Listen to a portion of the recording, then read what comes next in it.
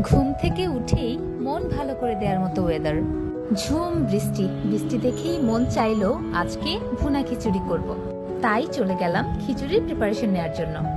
এখানে 1 কাপ মুগ ডাল ভেজে নিলাম, সেই সাথে নিয়ে নিলাম 1 কাপ মসুর ডাল। ডাল দুটো আমি 1 ঘন্টার মতো পানি দিয়ে ভিজিয়ে রাখলাম। নিয়ে নিলাম 2 কাপ পোলাওয়ের চাল। মাংস রান্নার জন্য নিয়ে নিলাম 1 টেবিল চামচ করে আদা, রসুন, জিরা আর ধনিয়ার গুঁড়া।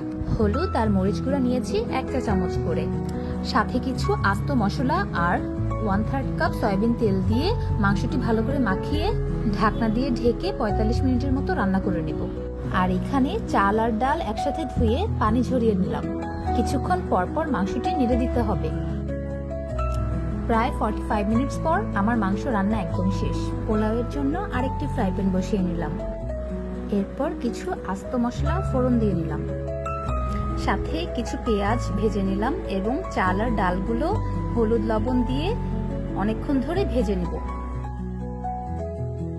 4 কাপ চাল ডালের জন্য 8 কাপ ফুটন্ত গরম পানি দিয়ে নিলাম।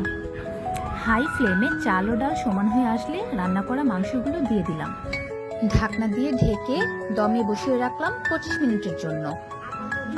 10 মিনিট পর 1 চা চামচ ঘি ও 4-5টি কাঁচামরিচ দিয়ে আর 10 মিনিটের জন্য রান্না করে নিব।